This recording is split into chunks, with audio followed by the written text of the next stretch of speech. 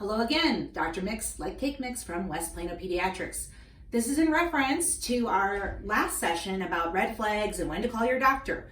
So remember, you need to call your doctor if your baby is having what we call labored breathing or poor feeding. They may be so congested or so full of snot or have a bad cold virus that they cannot breathe through their little noses.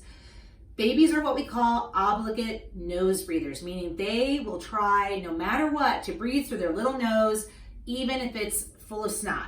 They don't really get it that they could probably breathe through their mouth as well. However, you can imagine it's an issue when they're trying to feed at the breast or the bottle. If their nose is plugged up with snot, then they definitely can't coordinate their suck swallow and they can't feed.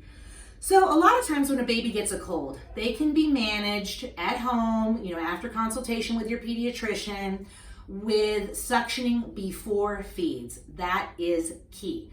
You don't suction your baby after they feed because guess what? They're gonna puke. All right, so here's the deal.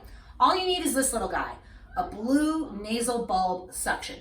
You're going to get this at the hospital. Now, if you have a preemie baby, they might give you a little pink one, a little smaller one.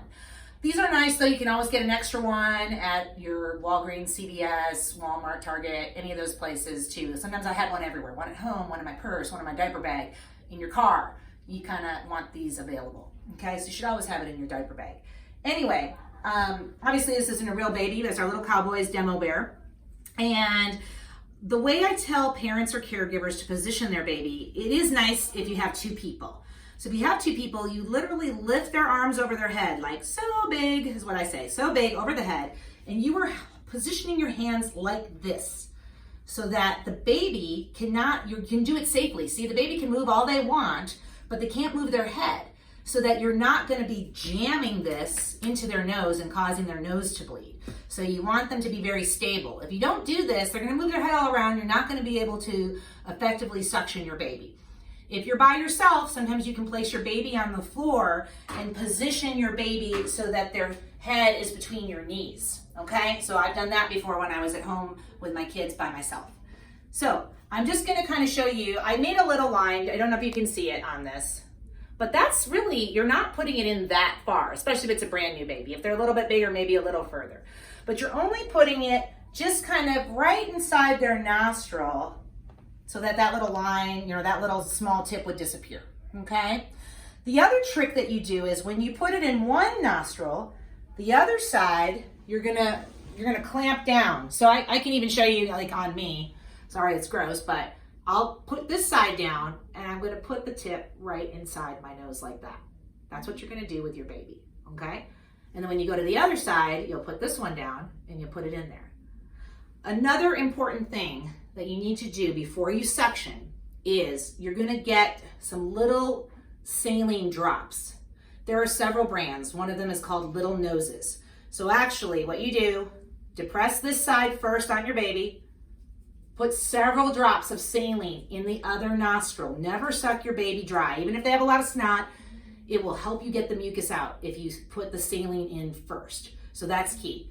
Clamp down the one nostril, saline drops. After you do that, insert this bad boy and suck out. Okay, so now I'm gonna show you just how this mechanism works. So I just put some water in here so you just kind of see. And it's good to practice this so that when you need to do it, you know how to do it on a real baby, on your baby. So you just kind of put it, this is pretend we're putting it in the nostril. We're depressing the bulb. We sucked up all this snot. And we'll get it going here for you. And then you squirt it out like that. So kind of suction it up and then you squirt it. Sometimes it takes a couple practice tries. So let me see if I can get it in there, suck up that snot, and then we squirt it out. There we go. There we go. That was a lot of snot. So sometimes it takes a couple tries. You kind of got to get the right amount of depression. You hear it kind of suck up and then you squirt it out. Another reason why you add the saline to the nostril first so you can get as much mucus out. So that's what you do. Remember, suction the baby before the feed. They'll be all mad, that's okay. And then after that, they get cuddled and then you feed them. You put them to the breast or you give them their bottle. And when they are sick, you might have to do smaller, more frequent feeds to keep them hydrated. Obviously, they continue to choke, gag, vomit, can't feed, any labored breathing like we talked about in the previous video, or their wet diapers are decreasing. Those are all red flags for you to call your pediatrician immediately. Again, more info always on our website. Check out our 2-week handout, westplanopediatrics.com. This is Dr. Mix, M-I-X, like cake mix. Have a great day.